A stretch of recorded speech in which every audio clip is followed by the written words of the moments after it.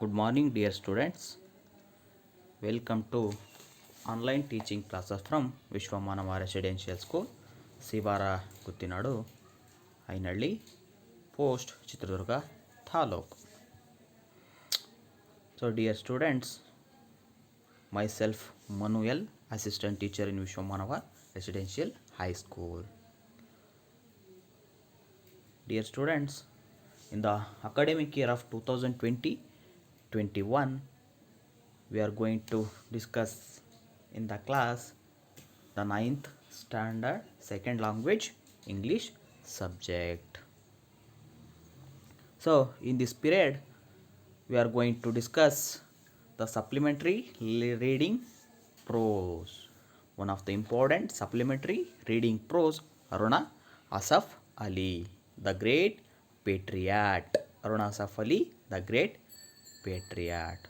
So in this class, I've already told we are going to discuss the one of the most important supplementary reading in the text, Aruna Asaf Ali, the great patriot.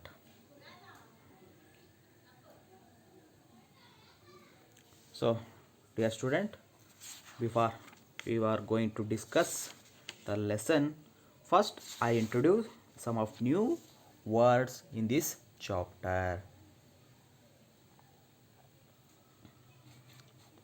So, glossary words. So, in the starting of the notes, everybody must write the new words or glossary words compulsory. So, first word, fiery. Fiery means having a great deal of energy. Having a great deal of energy ಅಂದರೆ ಅತ್ಯಧಿಕ ಶಕ್ತಿ ಉಳ್ಳಂಥವ್ರು ಅಥವಾ ಕೆಂಡ ಕಾರುವಂತಹ ಒಂದು ಅರ್ಥವನ್ನು ಕೊಡ್ತಾ ಹೋಗುತ್ತೆ. Then next, raging, filled with anger. Raged means filled with anger ಅನ್ನುವಂಥ ಒಂದು ಅರ್ಥವನ್ನು ಕೊಡ್ತಾ ಹೋಗುತ್ತೆ. ಅಂದರೆ ಕಡು ಕೋಪ, ತುಂಬ ಸಿಟ್ಟನ್ನು ಉಳ್ಳವರು ಅಂತ ಅರ್ಥವನ್ನು ಕೊಡ್ತಾ ಹೋಗುತ್ತೆ. Next, convention, doing things the way most people consider to be right. Doing things the way most people consider to the right. So next, ಆದರೆ ಇದರ ಅರ್ಥ ಏನಪ್ಪ ಅಂದರೆ ಸಾಂಪ್ರದಾಯಿಕವಾದಂಥ ರೂಢಿ ಇರುವಂಥ ಪದ್ಧತಿ ಅಂತ. Prosecuted, officially charged with A crime in court. Officially charged with A crime in court ಅಂದರೆ ಕಾನೂನು ಕ್ರಮವನ್ನು ಕೈಗೊಳ್ಳುವಂಥದ್ದು ಅಥವಾ ಕಾನೂನು ಕಟ್ಲೆ ಹಾಕುವಂಥದ್ದು ಅರ್ಥವನ್ನು ಕೊಡ್ತಾ ಹೋಗುತ್ತೆ. Next, callous means very cruel, incapable of tender emotion ಅಂದರೆ ತುಂಬ ಕ್ರೂರಿಯಾಗಿರುವಂಥವನು ಅಂತ ಒಂದು ಅರ್ಥವನ್ನು ಕೊಡ್ತಾ ಹೋಗುತ್ತೆ. Next, concede, to give in or yield ಅನ್ನುವಂಥ ಒಂದು ಅರ್ಥವನ್ನು ಕೊಡ್ತಾ, ಅಂದರೆ ಬಿಟ್ಟು ಕೊಡುವುದು ಅಂತ. Solitary confinement, solitary confinement, a punishment in which a prisoner is kept alone in a separate cell. Prisoner ಅಂದರೆ ಜೈಲ್ ಅಂತ, ಅಂದರೆ ಒಂಟಿಯಾಗಿ ಜೈಲಿನಲ್ಲಿ ಒಂದು ಇರುವಂತಹ ಅಥವಾ ಬಂಧಿಸುವಂಥ ಒಂದು ಶಿಕ್ಷೆ ಕೊಡುವಂಥದ್ದು ಅಂತ. Next, got wind of, got the clue of an idea. Got wind of means got the clue of an idea ಅಂದರೆ ಉಪಾಯಕ್ಕೆ ಸುಳಿವು ಸಿಗುವುದು ಅಂತ ಒಂದು ಅರ್ಥವನ್ನು ಕೊಡ್ತಾ ಹೋಗುತ್ತೆ.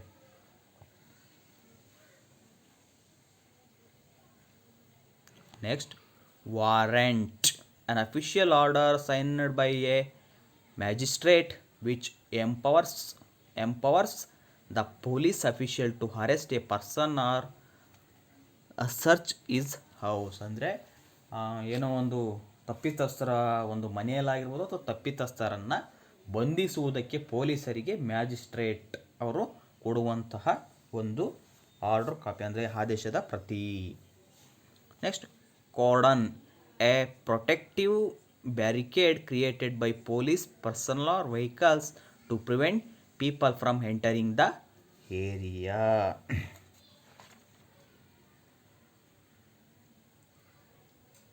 ಅಂದರೆ ಕಾವಲುಗಾರರು ಸಾಲು ಸಾಲಾಗಿ ಕಾವಲುವನ್ನು ಕಾಯುವಂಥದ್ದು ಒಂದು ಅರ್ಥವನ್ನು ಕೊಡ್ತಾ ಹೋಗುತ್ತೆ. Next, stand in for, to act on behalf of someone, to act on behalf of some one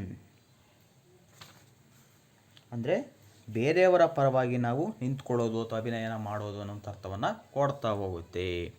next, impulse, a sudden inexplicable urge to do something ಅಂದರೆ ಹಠಾತ್ತಾದ ಪ್ರವೃತ್ತಿ ಎನ್ನುವಂಥ ಅರ್ಥವನ್ನು ಕೊಡ್ತಾ ಹೋಗುತ್ತೆ.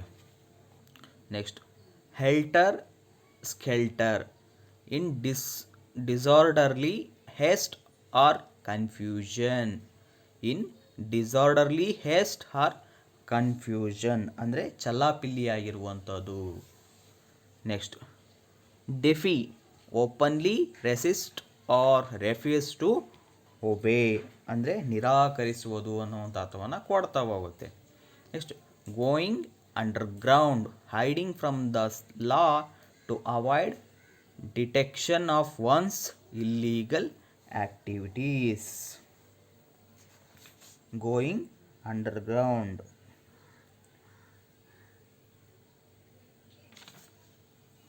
ಅಂದರೆ ತಪ್ಪನ್ನು ಮುಚ್ಚಲು ಕಾನೂನಿಂದ ಮರೆಯಾಗುವುದು, ಅಂದರೆ ಕಾನೂನಿನ ಕಣ್ತಪ್ಪಿಸಿ ಮುಚ್ಚುಮರೆಯಾಗುವುದು ಅಂತ.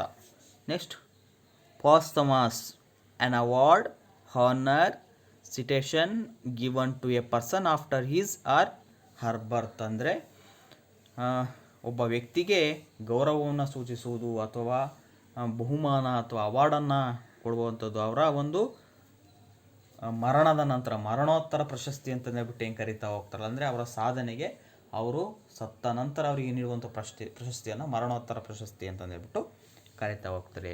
So these are all the new words are coming into this chapter. So dear students, I have already told you are must write the starting of the notes.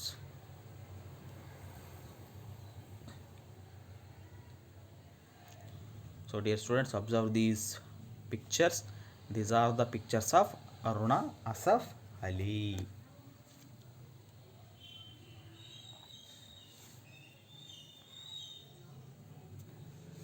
So next, before we are going to discuss the lesson, I introduce herself. That means Aruna Asaf Ali introduction. Aruna Asaf Ali, 16th July 1909 to 29 July 1996. She was an Indian educator, political activist and publisher. An active participate in the Indian independence movement ಅಂದರೆ ಇವರು ತುಂಬ ಶಿಕ್ಷಣ ತಜ್ಞರಾಗಿ ಶಿಕ್ಷಣವನ್ನು ಉಳ್ಳಂಥವರು ಮತ್ತು ನಮ್ಮ ಭಾರತದ ಸ್ವತಂತ್ರ ಸಂಗ್ರಾಮದಲ್ಲಿ ತಮ್ಮನ್ನು ತಾವು ತೊಡಗಿಸಿಕೊಂಡವರಲ್ಲಿ ಇವರು ಪ್ರಮುಖವಾಗಿ ಕಾಣ್ತಾ ಹೋಗ್ತಾರೆ ಎನ್ನುವಂಥ ಅರ್ಥವನ್ನು ಕೊಡ್ತಾ ಹೋಗುತ್ತೆ. Next, she is widely remembered for hoisting the Indian national flag at the Gwalior tank maidan, Bombay during a quit India movement in 1942. ಅಂದರೆ ಇವರು 1942 ಕ್ವಿಟ್ ಇಂಡಿಯಾ ಚಳುವಳಿಯ ಸಂದರ್ಭದಲ್ಲಿ ಏನು ಗ್ವಾಲಿಯರ್ ಟ್ಯಾಂಕ್ ಮೈದಾನದಲ್ಲಿ ಒಂದು ಇಂಡಿಯನ್ ನ್ಯಾಷನಲ್ ಫ್ಲಾಗನ್ನು ಹಾರಿಸುವಂಥ ಒಂದು ಚಳುವಳಿ ಏನಿರುತ್ತೆ, ಭಾರತದ ಸ್ವಾತಂತ್ರ್ಯ ಹೋರಾಟಗಾರರು ಏನೋ ಪ್ಲ್ಯಾನ್ ಮಾಡ್ಕೊಂಡಿರ್ತಾರೆ, ಅದರಲ್ಲಿ ಇವರು ಸಹ ಒಬ್ಬರು ಮುಖ್ಯ ಪಾತ್ರವನ್ನು ವಹಿಸ್ತಾ ಹೋಗ್ತಾರೆ. She remained active in politics, becoming Delhi's first mayor. ಇವರು ರಾಜಕೀಯ ಪ್ರವೃತ್ತಿಯಲ್ಲಿ ಮೊದಲನೇದಾಗಿ ದೆಹಲಿಯ ಮೊದಲ ಮೇಯರ್ ಆಗಿ ಇವರು ಆಯ್ಕೆ ಆಗ್ತಾ ಹೋಗ್ತಾರೆ.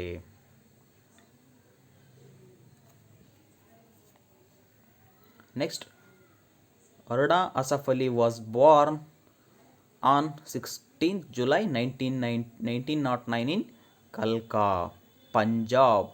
ಅಂದರೆ ಅರುಣಾ ಅಸಫ್ ಅಲಿ ಅವರು, ಇವರ ಇನ್ನೊಂದು ಹೆಸರು ಅರುಣಾ ಗಂಗೂಲಿ ಅಂತಲೂ ಸಹ ಕರಿತಾ ಹೋಗ್ತಾರೆ. ಇವರು ಮದುವೆ ಆದಮೇಲೆ ಅರುಣಾ ಅಸಫ್ ಅಲಿ ಅಂತಂದೇಳ್ಬಿಟ್ಟು ಇವ್ರ ಹೆಸರು ಚೇಂಜ್ ಆಗ್ತಾ ಹೋಯಿತು. ಅಲ್ಲಿವರೆಗೂ ಅವರು ಅರುಣಾ ಗಂಗೂಲಿ ಅಂತಂದೇಳ್ಬಿಟ್ಟು ಇವ್ರನ್ನ ಕರಿತಾಯಿದ್ರು.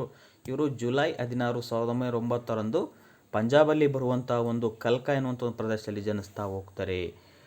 She was is family Bengali Brahmo family. ಅಂದರೆ ಇವರ ಫ್ಯಾಮಿಲಿ ಬೆಂಗಾಲಿ ಬ್ರಾಹ್ಮೋ ಫ್ಯಾಮಿಲಿಗೆ ಒಳಪಟ್ಟಿರುತ್ತೆ. Her father Upendranath Ganguly hailed from Barisal district of eastern Bengal but settled in the united province. He was a restaurant owner. ಇವರ ತಂದೆ ರೆಸ್ಟೋರೆಂಟ್ ಓನರ್ ಆಗಿ ನಮಗೆ ಕಂಡು ಬರ್ತಾ ಹೋಗ್ತಾರೆ. Her mother Ambalika Devi was the daughter of Trailokyanath Sanyal. ಇವರ ಅಮ್ಮ ಟ್ರೈಲೋಕ್ಯನಾಥ್ ಸನ್ಯಾಲ್ ಅನ್ನುವಂಥ ಒಬ್ಬರ ಮಗಳಾಗಿರ್ತಾಳೆ. A renowned Brahmo leader who wrote many Brahmo hymns. Upendranath Ganguly's younger brother Dhirendranath Ganguly was one of the earliest film directors. Another brother, Nagendranath, was a university professor who married Nobel Prize winner Rabindranath Tagore's one surviving daughter, Meera Devi. Aruna's sister, Purnima Banerjee, was a member of the Constituent Assembly of India. So, these are all the information about the Aruna Asaf Ali. So, next, we are going to saw the lesson.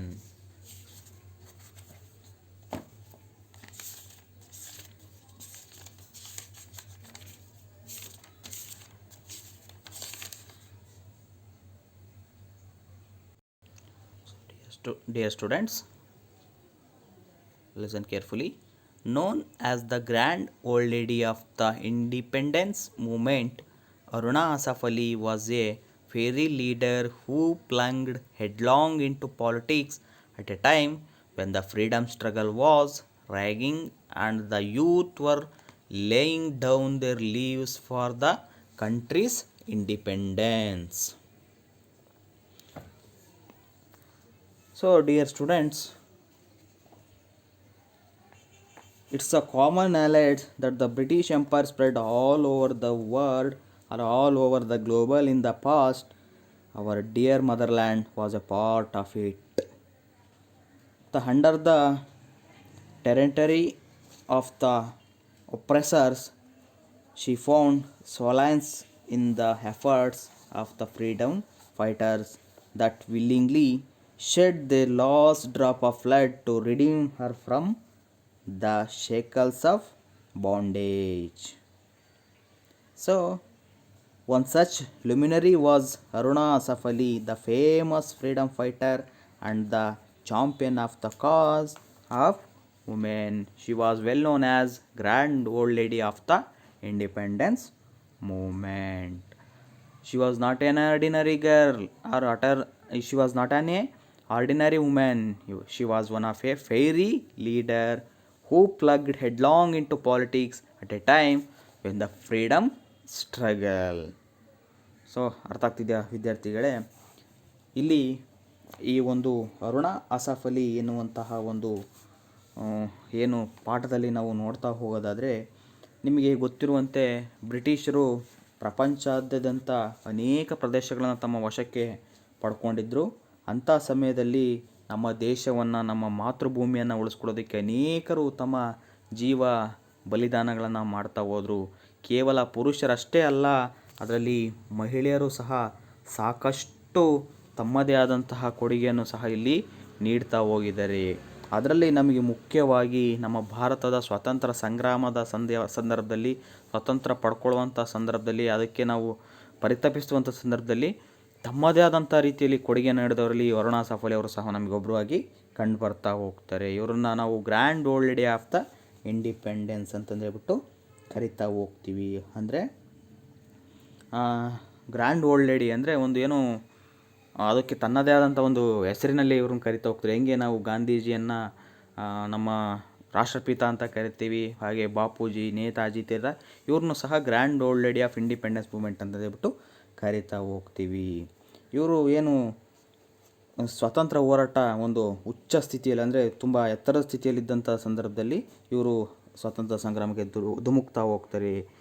ದೇಶದ ಒಂದು ಎಲ್ಲ ಪ್ರಜೆಗಳು ಅಥವಾ ಜನಗಳು ತಮ್ಮ ಪ್ರಾಣವನ್ನು ತ್ಯಾಗ ಮಾಡುವಂಥ ಸಂದರ್ಭದಲ್ಲಿ ಇವರು ಸಹ ಒಂದು ನಾಯಕತ್ವವನ್ನು ವಹಿಸ್ಕೊಂಡು ಈ ಚಳುವಳಿಯಲ್ಲಿ ಭಾಗವಹಿಸ್ತಾ ಹೋಗ್ತಾರೆ. Born into an orthodox Hindu Bengali family in 1909 at ಕಲ್ಕಾ in Haryana. Aruna broke convention at the age of 19 to marry Asaf Ali. a prominent figure in the freedom struggle and 20 years her senior. Her marriage brought her face to face with the freedom struggle and social service, which she pursued throughout her life.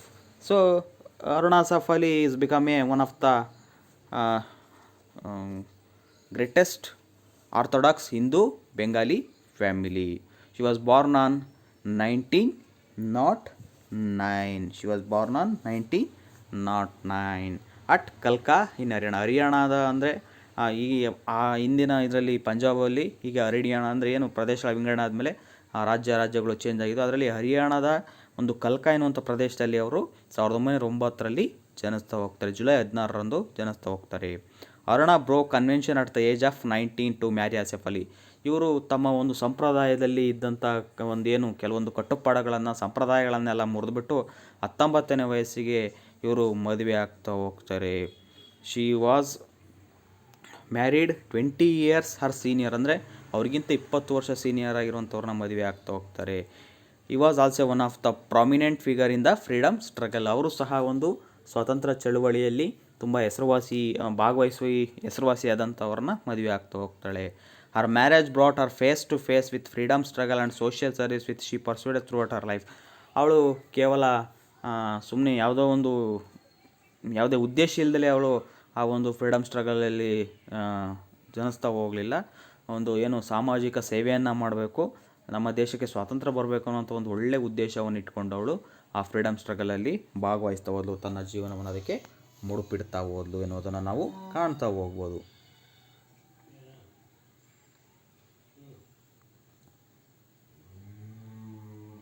Next, Aruna Asaf Ali's first major political involvement was during the Salt Satyagraha, when she addressed public meetings and led processions. She was prosecuted in Delhi and on her refusal to furnish security for good behavior was sentenced to 1 year imprisonment. A few months later, when most political prisoners were being released, she was not released until a public agitation was launched in her support. So, she involved most deeply in the freedom struggle. Aruna Asaf Ali first major political involvement was salt satyagraha, ಅಂದರೆ ಉಪ್ಪಿನ ಸತ್ಯಾಗ್ರಹ ಸಂದರ್ಭದಲ್ಲಿ ಇವಳು ಒಂದು ಇದಕ್ಕೆ freedom ಸ್ಟ್ರಗಲಲ್ಲಿ ತನ್ನ ಭಾಗವಹಿಸುವಿಕೆಯನ್ನು ಅವಳು ತೋರಿಸ್ತಾ ಹೋದ್ಲು. ಅಂಥ ಸಂದರ್ಭದಲ್ಲಿ ಇವಳು ಏನು ಮಾಡ್ತಿದ್ಲಪ್ಪ ಅಂದರೆ ಅನೇಕ ಜನಗಳನ್ನು ಕೂಡಿಸ್ಬಿಟ್ಟು ಬಹಿರಂಗ ಸಭೆಗಳನ್ನು ಮಾಡಿಬಿಟ್ಟು ಮೆರವಣಿಗೆಗಳನ್ನು ಮಾಡೋದಾಗಿರ್ಬೋದು, ಪೋಸ್ಟರ್ಗಳನ್ನು ಹಾಕೋದಾಗಿರ್ಬೋದು, ಅದನ್ನು ಮಾಡ್ತಾ ನಮ್ಮ ದೇಶಕ್ಕೆ ಸ್ವಾತಂತ್ರ್ಯ ಸಿಗಲೇಬೇಕು ಅಂತಂದೇಳ್ಬಿಟ್ಟು ಜನಗಳಿಗೆ ಪ್ರಚೋದನೆಯನ್ನು ನೀಡ್ತಾ ಇದ್ದರು. ಇಂತಹ ಒಂದು ಸಂದರ್ಭದಲ್ಲಿ ದೆಹಲಿಯಲ್ಲಿ ಇವಳನ್ನು ಏನು ಮಾಡ್ತಾ ಹೋಗ್ತಾರೆ, ಬಂಧಿಸ್ತಾ ಹೋಗ್ತಾರೆ. ಇವಳ ಒಂದು ಒಳ್ಳೆಯ ನಡತೆಗಾಗಿ ಸುಮಾರು 1 ವರ್ಷಗಳ ಕಾಲ ಇವಳು ಸೆರೆಮನೆವಾಸವನ್ನು ಅನುಭವಿಸ್ತಾ ಹೋಗ್ತಾಳೆ. ಇವಳ ಜೊತೆ ಇನ್ನೂ ಅನೇಕ ಜನರು ಸಹ ಅರೆಸ್ಟ್ ಆಗ್ತಾರೆ, ಬಟ್ ಅವ್ರನ್ನೆಲ್ಲ ಬಿಡ್ತಾರೆ. ಆದರೆ ಇವಳನ್ನು ಏನು ಮಾಡಿದ್ರು, ಬಿಡೋದಿಲ್ಲ. ಆವಾಗ ಕೆಲವೊಬ್ಬ ಏನೋ ಆ ಒಂದು ಪಾಲಿಟಿಕ್ಸ್ ಅಥವಾ ಏನೋ ಸ್ವಾತಂತ್ರ್ಯ ಸಂಘದಲ್ಲಿ ಅವಳ ಜೊತೆಗೆ ಇದ್ದಂಥವ್ರು ಏನು ಸ್ವಲ್ಪ ಫೋರ್ಸ್ ಮಾಡಿ ಅಥವಾ ದಂಗೆಗಳನ್ನು ಇದ್ದಂಥ ಸಂದರ್ಭದಲ್ಲಿ ಅವಳನ್ನು ಬಿಡುಗಡೆ ಹೋಗ್ತಾರೆ. Until those are all not released until A public agitation was launched in Har support.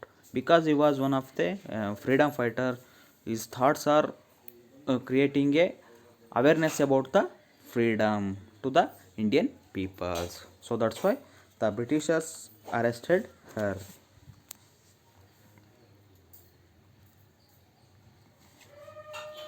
Next, in 1932, she was again arrested and put in the Delhi jail, where she went on a hunger strike to protest against the callous treatment of political prisoners. Her demands were conceded, but she was transferred to Ambala jail, where she was kept in solitary confinement. After her release, she stayed away from the movement for 10 years.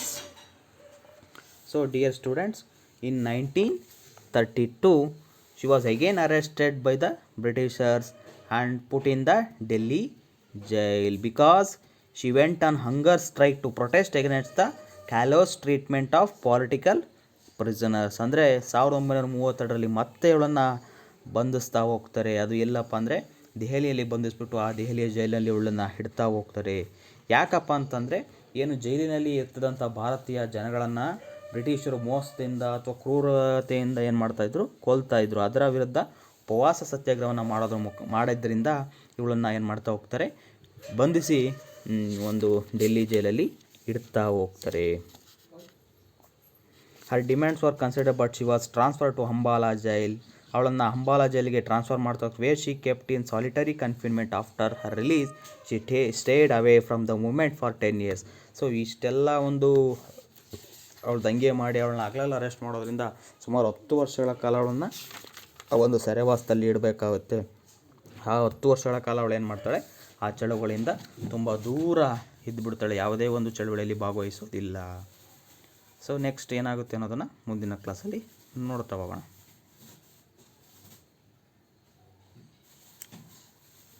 Let's move on homework questions. First one, who is Aruna Asaf Ali? Who is Aruna Asaf Ali? Next, second one, when and where did Aruna born? When and where did Aruna born?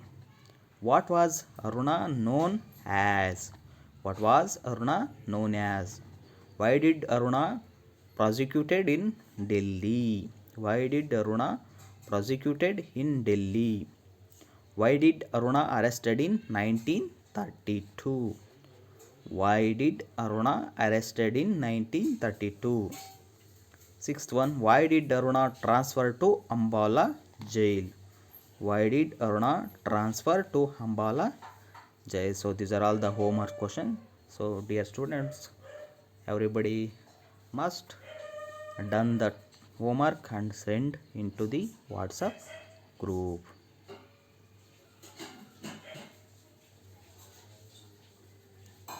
So finally, thank you for watching this video, students. I hope you are all understand this subunit, the Aruna Asaf Ali. So once again, thank you so much.